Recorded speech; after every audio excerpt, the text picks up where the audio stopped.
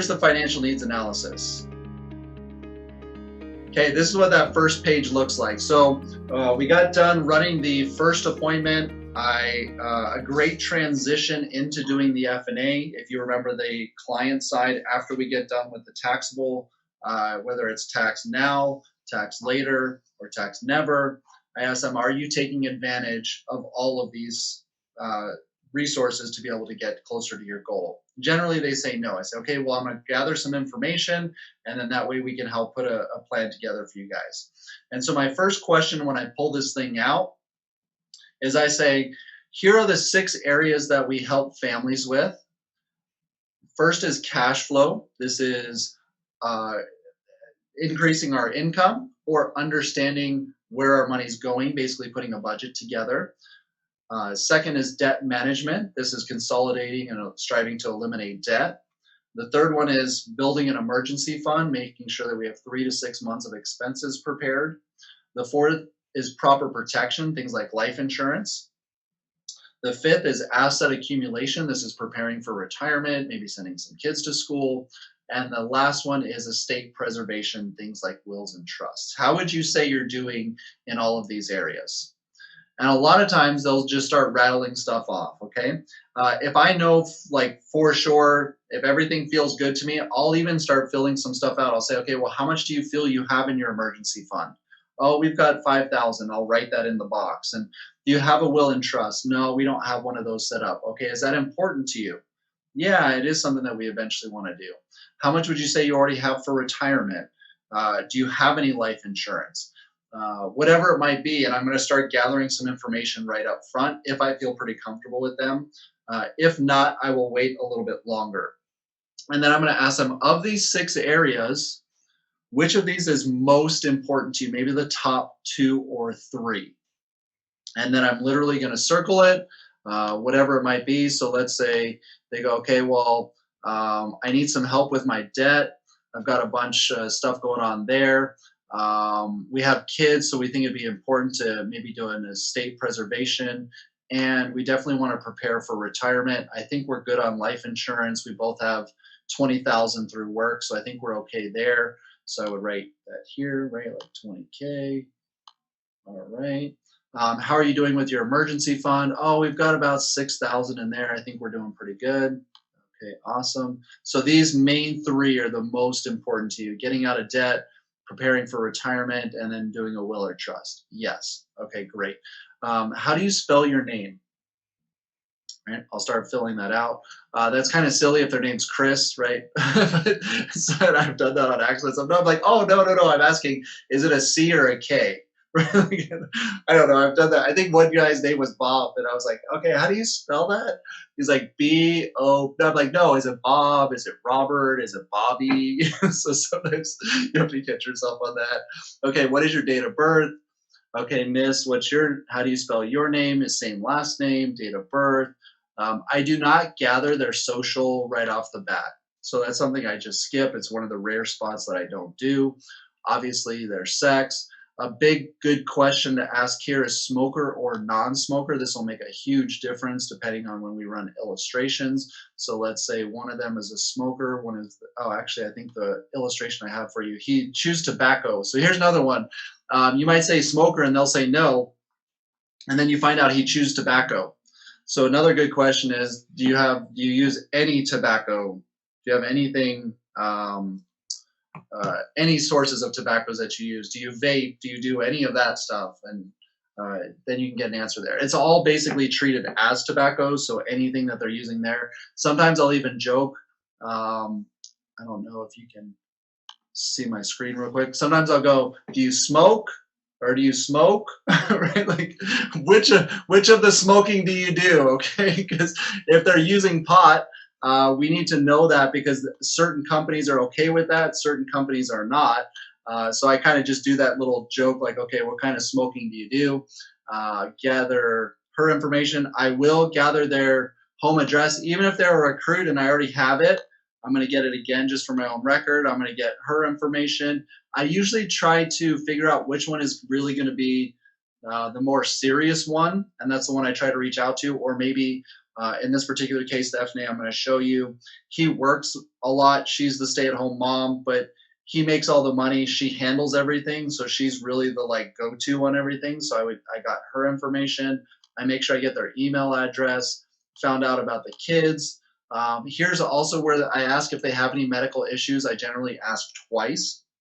I ask here just to check it, and I'll kind of write some notes in, whatever it is. If it's a lot of stuff, I'll just start writing it down the side, whatever I need to do to start getting a good idea of what they have going on, get the date of birth for the kids, also get their health information too, because we might look at doing some policies for them, especially if in here they mentioned they want to do a child's policy or start preparing them for college or whatever it might be as well.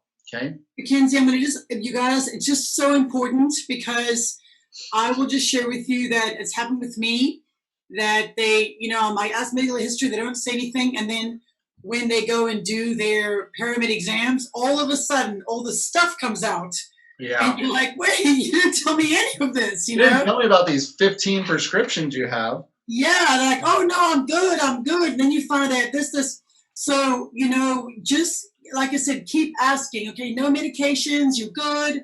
No cancer, just keep on asking because otherwise, the more you know now, the less you have to be up with later on when they're done with their pyramid exam. So just want to let you know what Mackenzie is saying is very good. Get as much information you can. I was very guilty of not always doing that. So now I'm meticulous about asking those questions. Yes. Thank you, Caroline. All right. So then here comes the backside. I basically just go from top to bottom and left to right. So nothing really complicated here. I like starting with groceries just because it gives me an idea if they know what the heck they're talking about.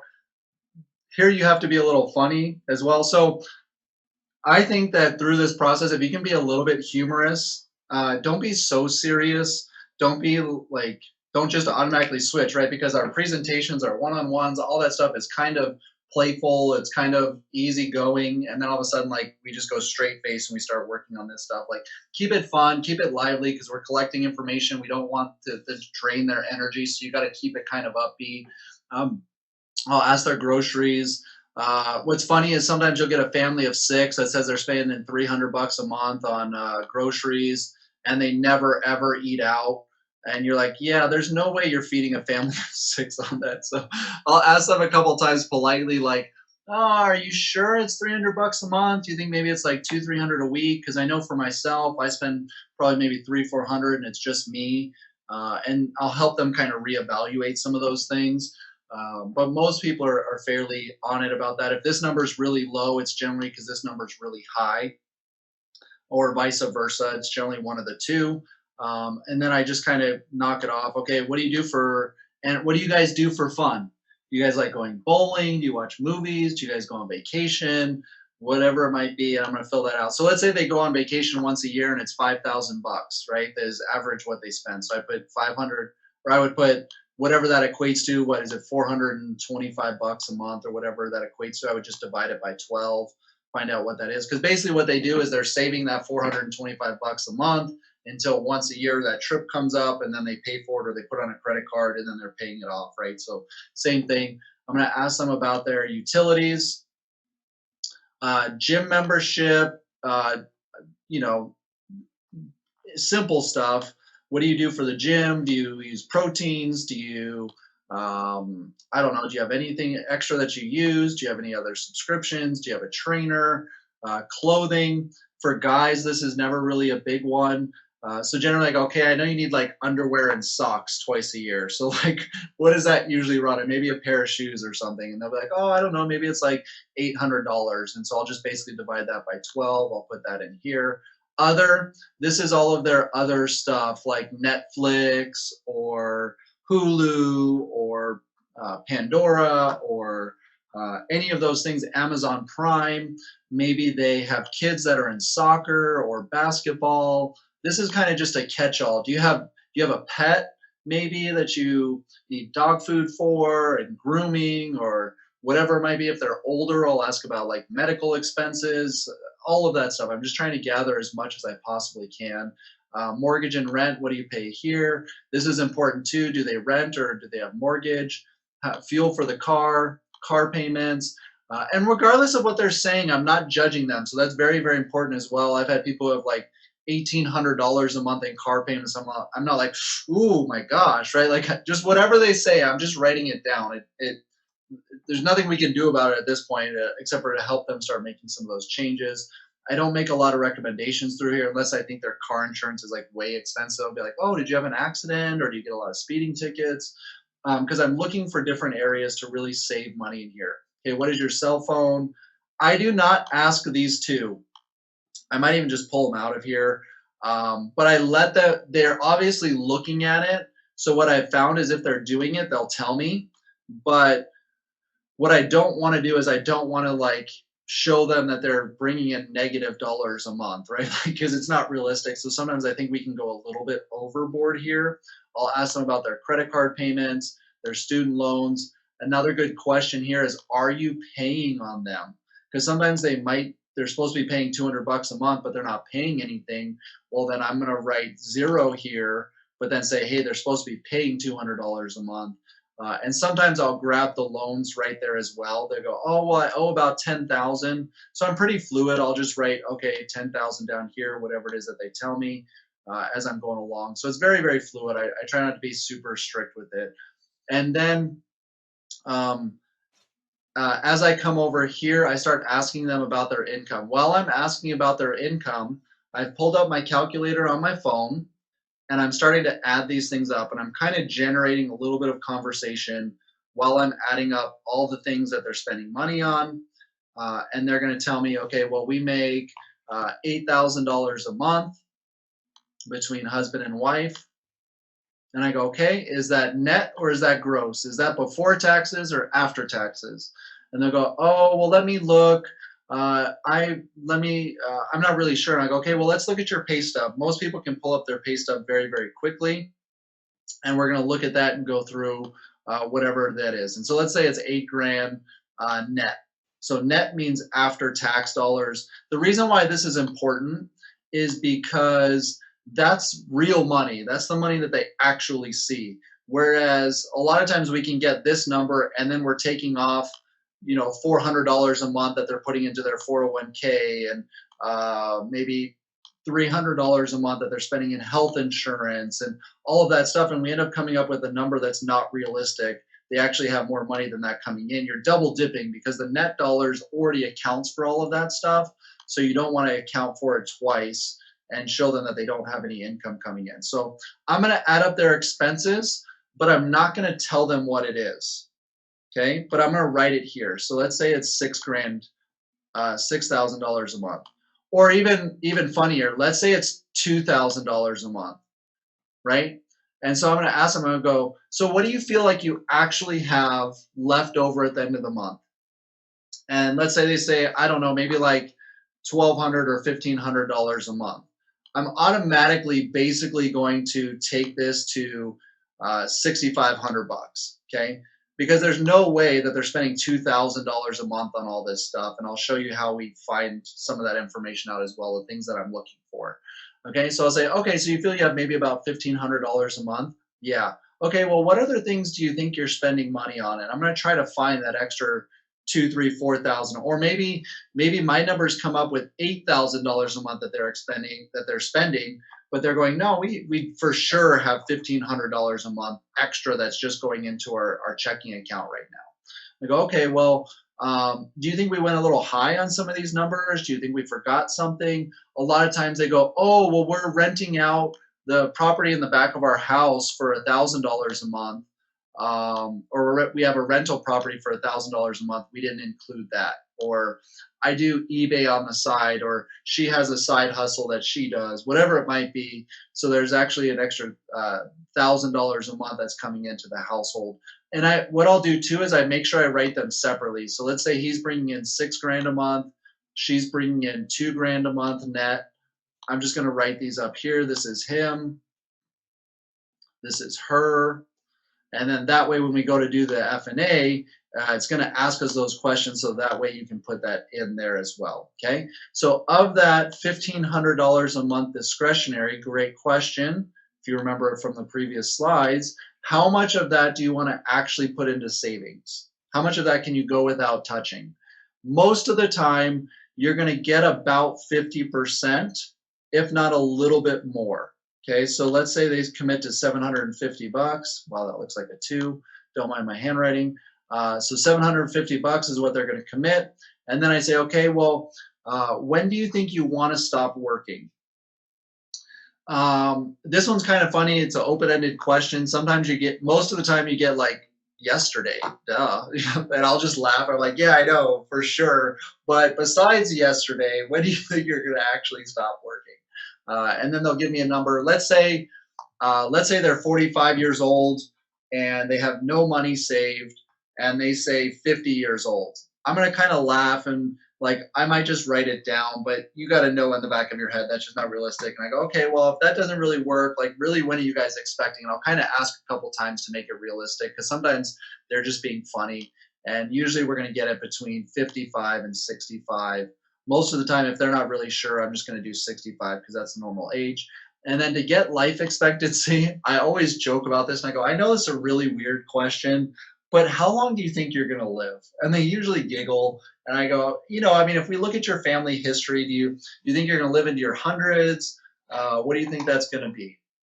And sometimes they're like, oh no, my family, they don't make it that far. I'd be lucky if I make it to 65. Some of them are like, yeah, I'm going to live forever, whatever it might be. I'm going to kind of joke with them and help them figure out a number. And generally, I'm going to put this thing, the lowest I usually put it is about 85, because I would rather over calculate and have them live to actually be 85 than put 80 or 75 here and then they live longer, right? Okay. And then, so if you were to stop working tomorrow or in your retirement, how much do you think you actually need a month? They've usually never thought about it, so it's another process that we got to kind of walk them through. Do you think you need that same $8,000 a month, or do you think you could save a little bit less, or maybe a little bit more? The only time I kind of combat this a little bit is if they go, oh well, we're 45 now, but our mortgage is going to be paid off. And I'm like, okay, when did you purchase your house? Oh, we just got it this month. Okay, what kind of mortgage do you guys have? Oh, a 30-year. I'm like, okay, so we'll probably still be paying on the house, right? And just kind of helping them understand that a little bit. And a lot of times they'll go, okay, well, we need about what we're making. So I'm going to write that in here as well. Very important to get this information. If you bring it back, if you bring the FNA back to me and this box is empty, there's not a lot I can help you with, because we need all these numbers to punch into the actual FNA. All right. And then the transition that I have to go into the assets, because I think it can be a little bit jarring if you just go, okay, well, how much do you have in your bank account right now? I think that's kind of an awkward question. At least for me, it has been. So what I ask is I'm starting to transition, and you can think about this in any of the series of questions that you want to ask. I go, okay, well, who do you bank with? And they'll say, oh, I bank with Wells Fargo, and I'm just going to kind of write a WF here. I'm going to say, okay, how do you like Wells Fargo? Have they been pretty good to you? Yeah, they kind of suck, or yeah, they're great, or whatever it might be. I'm like, oh, okay, cool. Yeah, I tried using them for a little bit. I use Bank of America. I really like them because of blah, blah, blah, or whatever you have. I just create a little bit of conversation there. And then it's easy to transition in. I just go, okay, well, how much at Wells Fargo do you usually have in your checking account? Right? Because we're already on the topic of talking about their bank. So it's not a hard transition. We're not jumping into that. And they'll say, okay, well, we have, I don't know, $8,000 sitting here. Maybe they have $8 sitting here. That happens sometimes as well. Whatever it is, we're going to fill it in. And then I'm saying, okay, and then what do you have in your savings account? And whatever they have there, I'll put it in. Now, this next series of questions is very important. Okay. And the way I ask it is very specific. The way it's listed is very specific, because you got to remember, sometimes you sit down with people who think they have everything together, right? And so it's a little bit of a, hey, you don't know everything type thing, but I also don't do it in a way to make them feel bad, but I want them to know that they're not using everything that's available to them. And I go, okay, so what do you have as far as taxable assets go? And usually you get that blank stare of, I don't even know what you're talking about. I say, well, this is kind of like CDs or money market accounts. Do you have anything like that sitting around? This is extremely important because, especially if you're in the right market, like this last appointment that I ran, they had $800,000 sitting in CDs. If I just breezed past this section, I would never know that. Okay, so we write in whatever that number is. Okay, are you using a 401k or IRA currently? Um, and then whatever it is, I try to circle it. And here's a great way for you to find other assets as well. I go, do you have any old 401ks or any old IRAs from previous jobs laying around? You'll be amazed how many people have 30, 40, $100,000 sitting in some old 401k that they don't use anymore. When we did Caroline, she had 7 different 401, 403bs and IRAs and even stuff with people from the office already, like people who have been in the company forever. I was like, oh my gosh, that's crazy. But then, especially like if they have a Transamerica thing or they have a nationwide thing, I'm like, oh my God, that's awesome. These companies are great. And I'm just like reassuring them that what they're doing, that's awesome. And I'm like, man, here's a good closing question for you. Would it be helpful if we combined all of these accounts into one so you didn't have to go to 8 different companies to figure out where all of your money is? Well, yeah, I just got a commitment for them to move those assets with me. Does that make sense? I'm going to help combine all of that stuff into one policy, so now it's easier to pay attention to. It's easier to plan for the future. And this can get a little dicey, right? Maybe he's got a 401k, she's got a 401k. So I'm just going to write, okay, he's got 40, she's got 100, they've got an old one. I'm just going to try to gather as much information as I can here. Here's another question that most people miss. How much are you contributing to those now? Right? Because that's also part of our calculation. Are you contributing $400 or $500 a month? A lot of times they don't know. Sometimes they go, oh, I know I'm contributing 4%. So then I got to go back with their gross income, recalculate that. I also ask if they're getting any kind of a match, all of those things.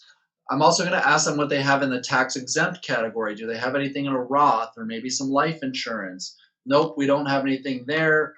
Or maybe we do, or I don't really know. I think I might have an old cash value policy. I don't really remember.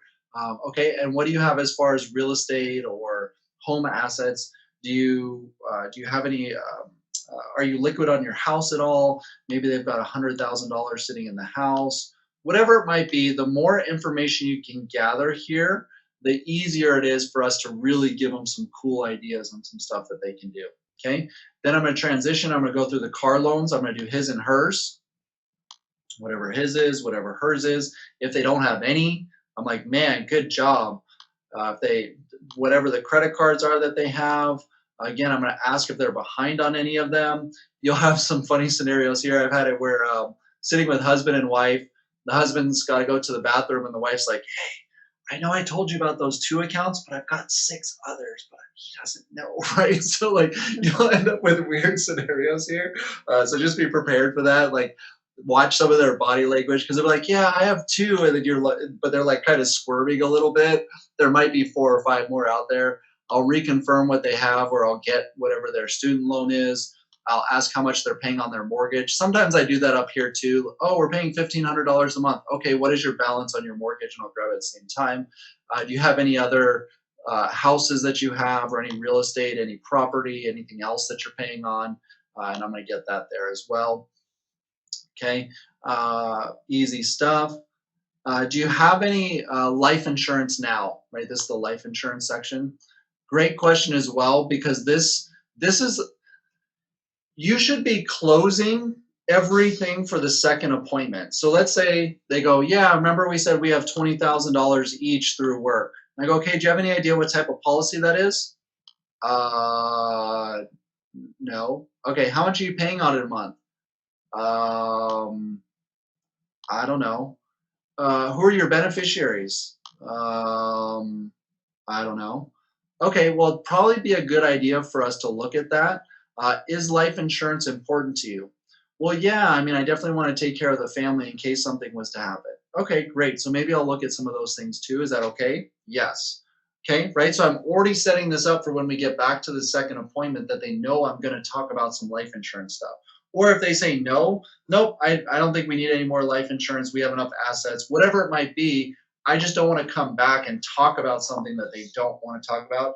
And I don't want to miss something that they do want to talk about. Okay, so I'm going to gather all this, whatever they have for the kids, whatever it might be. Oops.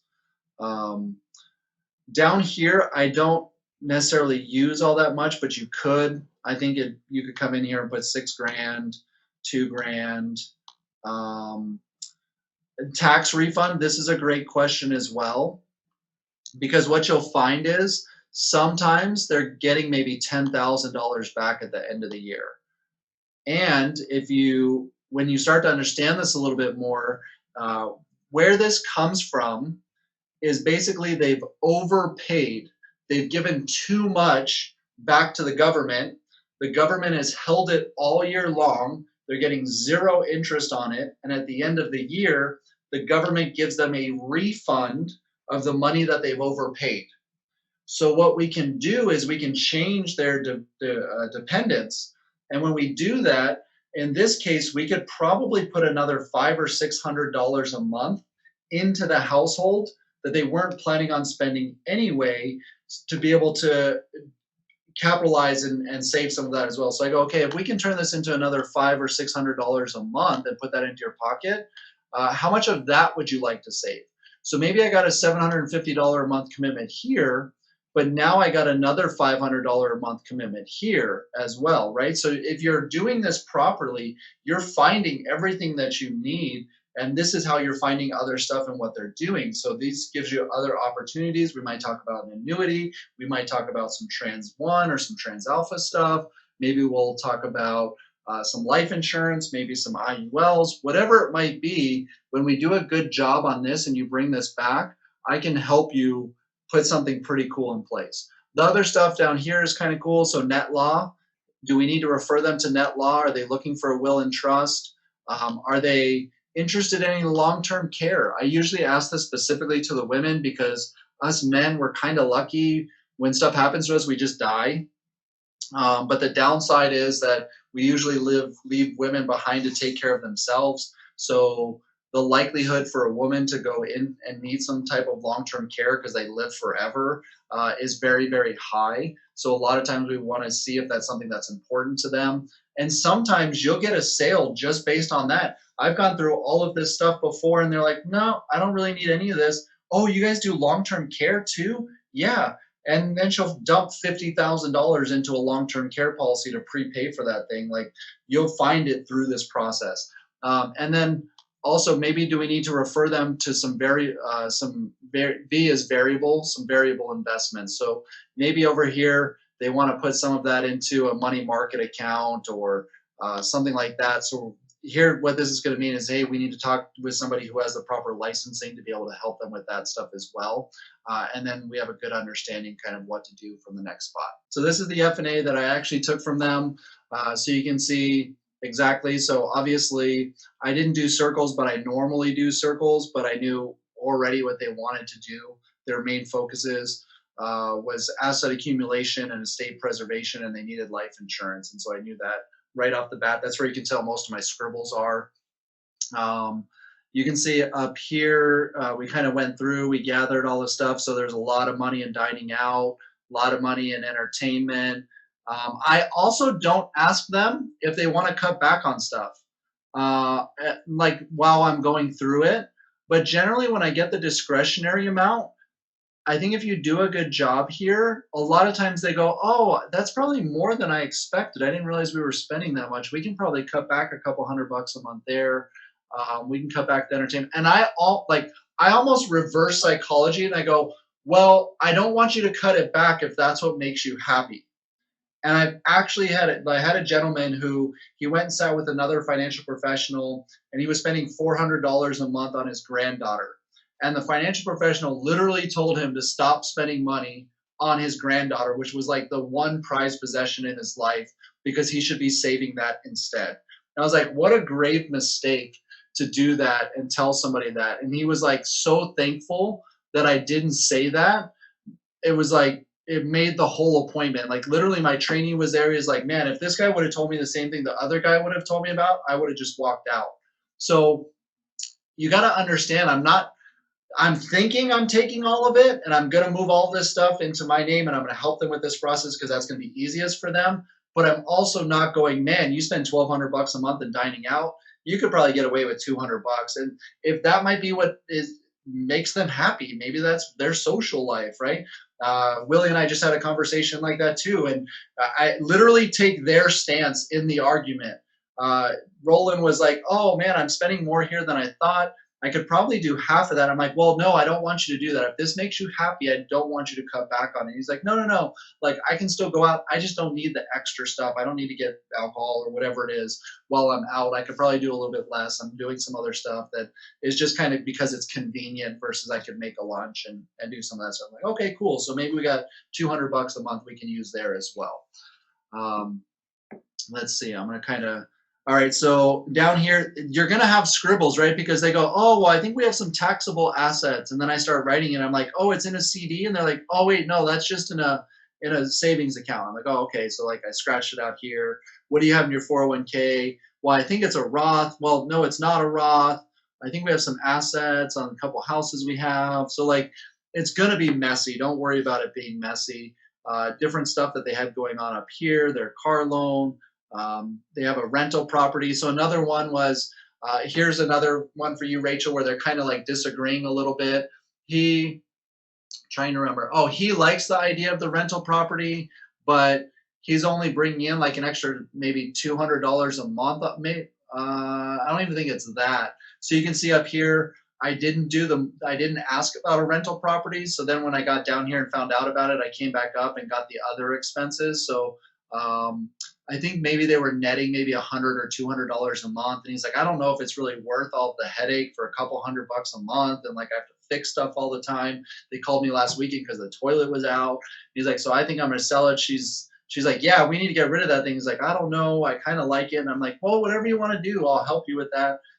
What do you want to do? He's like, I don't know. I think I might keep it a little bit longer. Okay, cool. Then we'll keep it. We won't worry about any of that. But and he'll kind of ask my advice, and I just kind of regurgitate however they feel. I don't give my opinion a lot of times.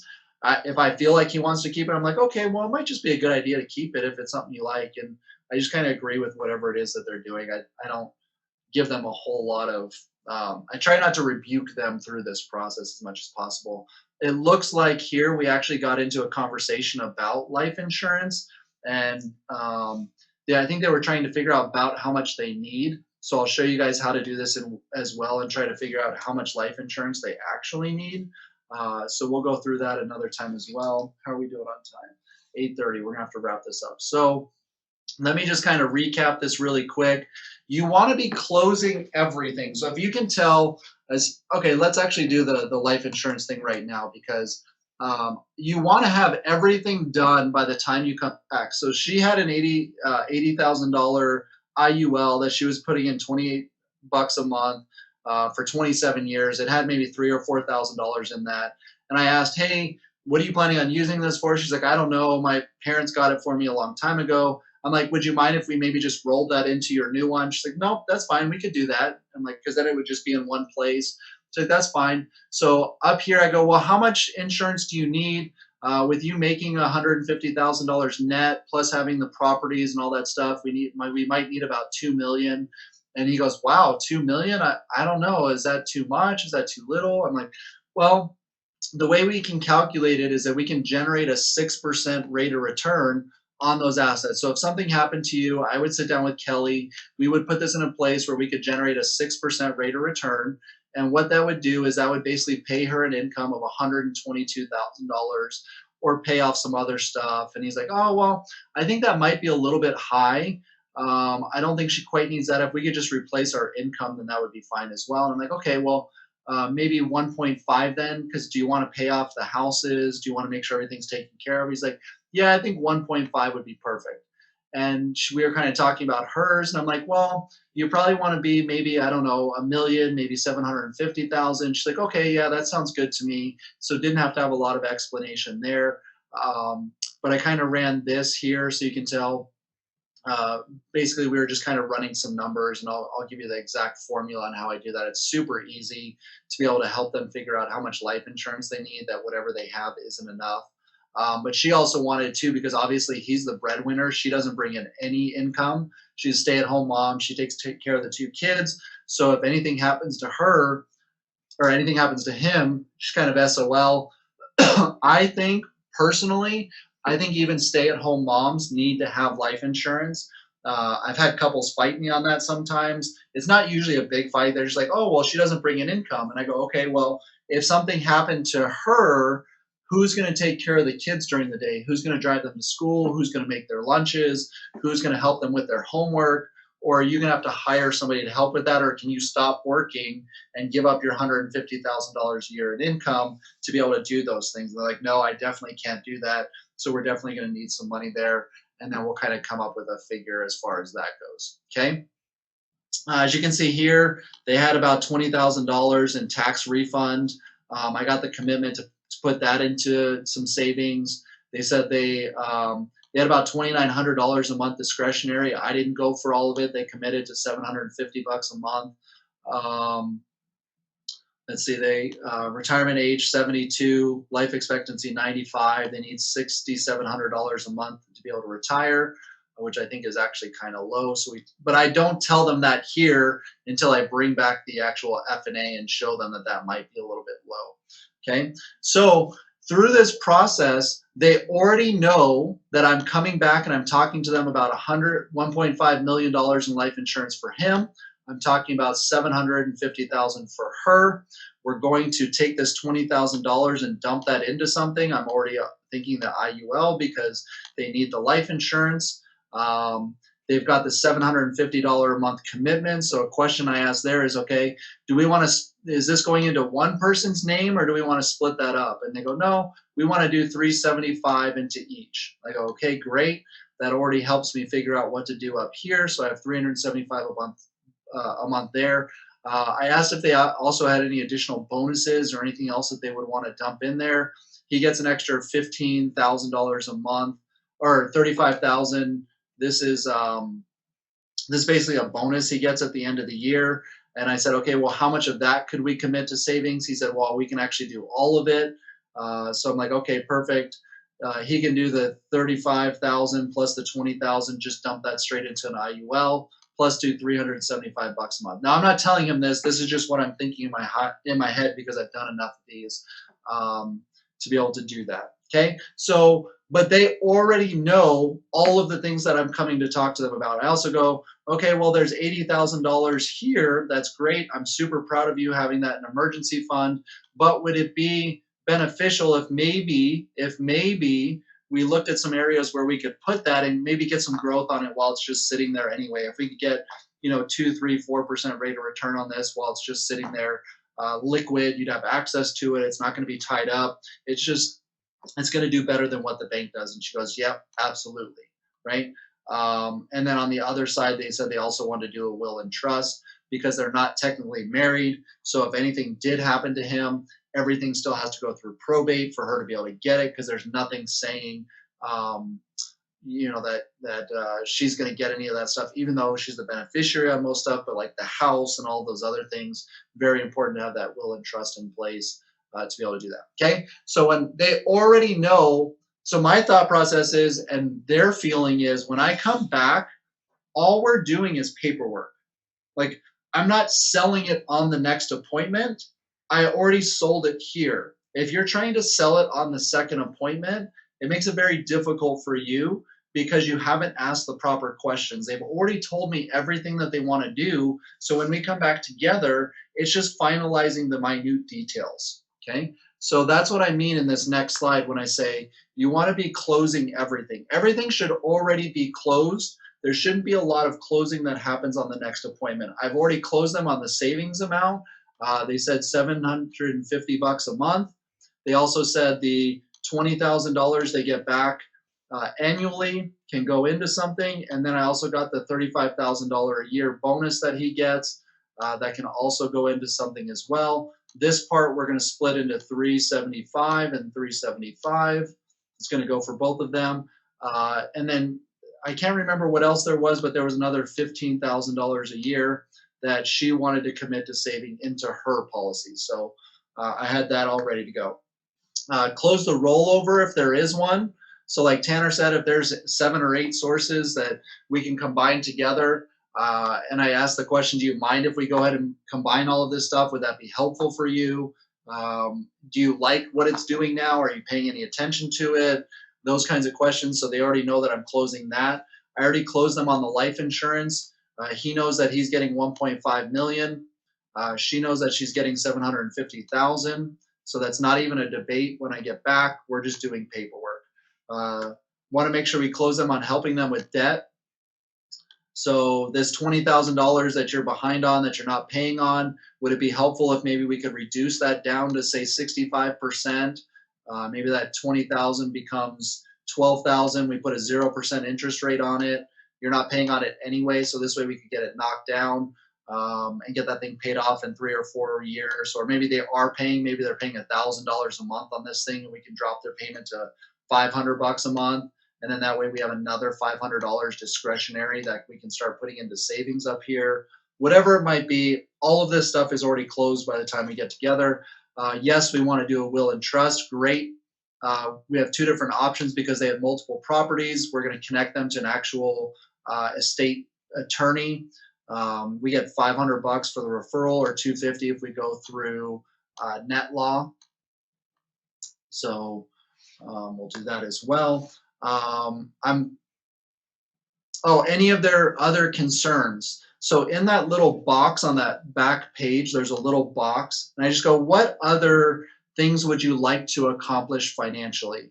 And a lot of times they go, well, I want to leave my kids maybe $30,000, or I want to leave them the house, or whatever it might be. And so I think that was the case for Daniel, was he wanted to leave that extra property for his kids, right? So I'm not going to jump in and say, yeah, you should sell that thing if that's been his goal his whole life, to leave a kid a property. You know what I mean? Like, you got to be thinking about these things, because you could lose the whole thing because you're telling them to do something that they don't really want to do.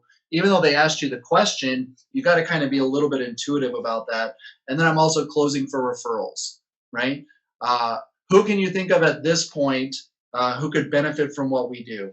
This was super helpful, wasn't it? If we could help you with this, who do you know that's in a similar situation, that's making too much money, that can't, that needs to be able to do some savings?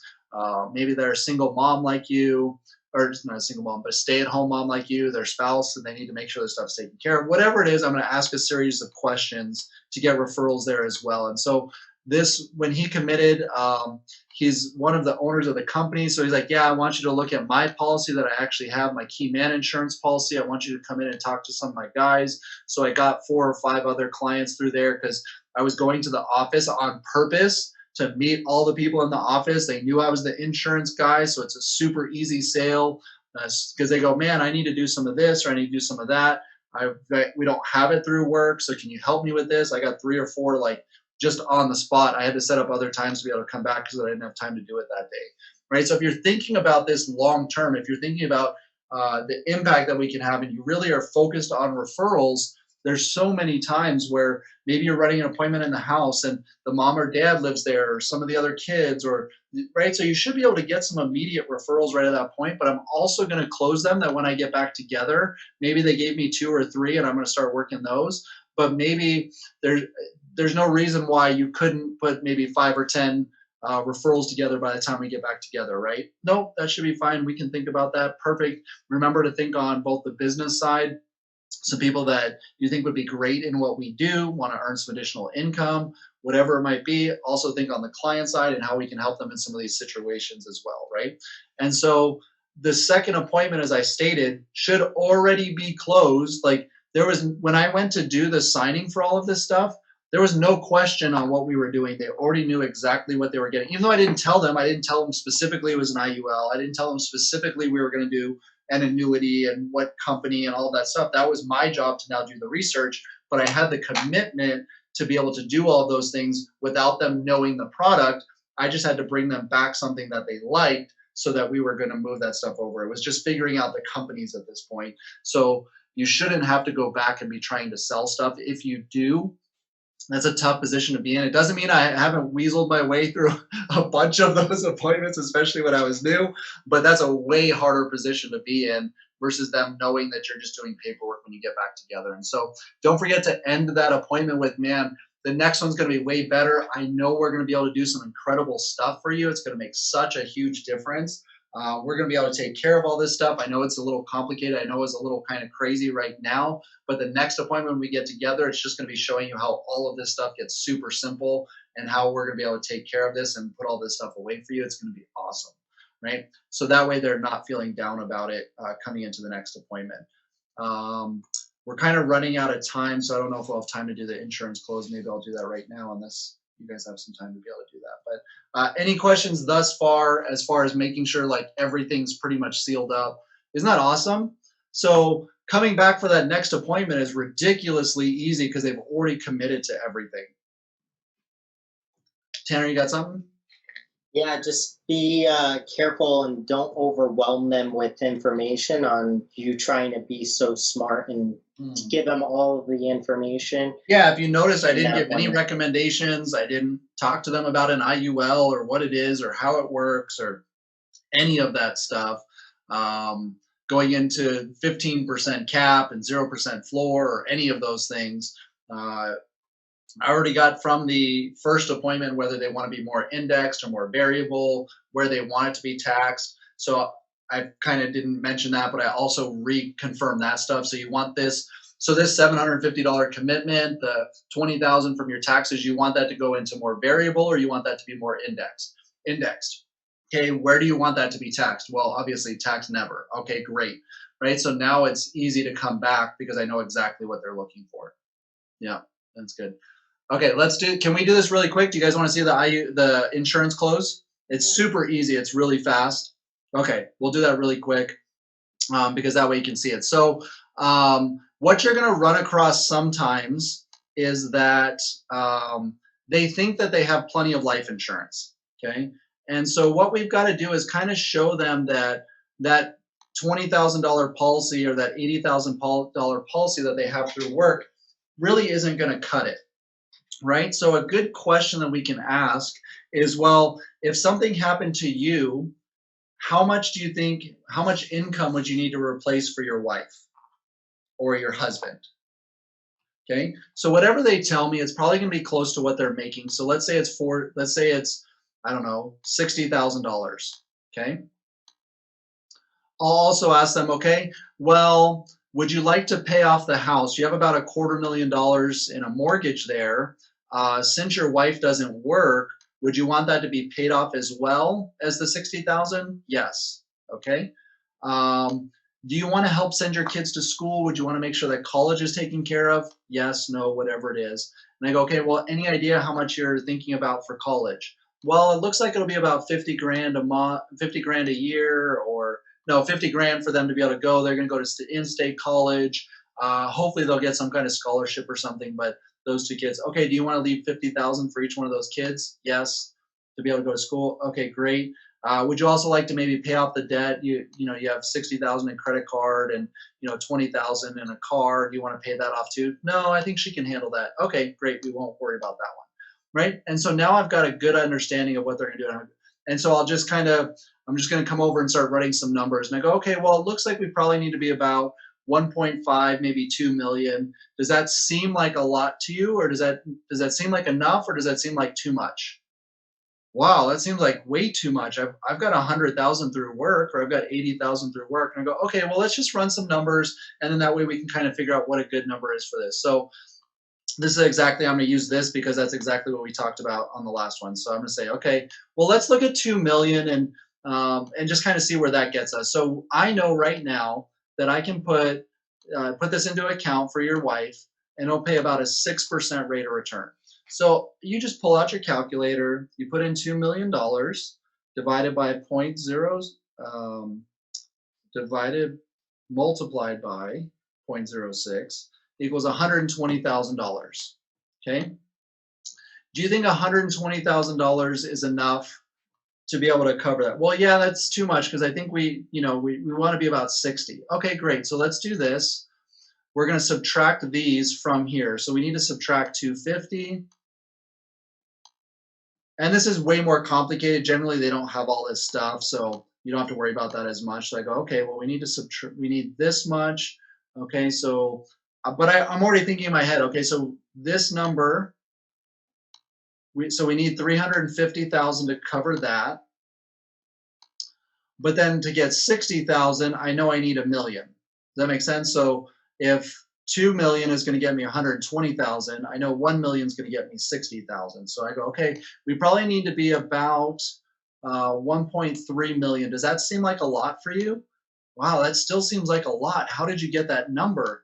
Well, it's 350,000 for that stuff. So the first thing we want to do is we want to pay off this, we want to pay off that. So we're going to subtract the 350, that's going to come out. And then we're going to have 1 million that's going to be left over. And since we can get a 6% on that, it's going to pay out $60,000 to your spouse. That's kind of what you wanted to do, right? Yep. Okay, perfect. So we're thinking about 1.35. Well, yeah, I think that'll be good. Maybe 1.5 or maybe 1 million. I think maybe just the 60,000 will be fine. And then I just highlight whatever it is they decide. Okay. And now we've come to a number. It was never a debate of their 80,000 or their 100,000 being enough, because clearly it's not. And sometimes if I have to run that number, I'll go, okay, well, I know we can get 6% off of that 100,000. So basically that's going to leave $6,000 a year to your wife. Do you think that's going to be enough? Well, 6,000 a month? No, 6,000 a year. So $500 a month, do you think that's going to cover the mortgage and all those things?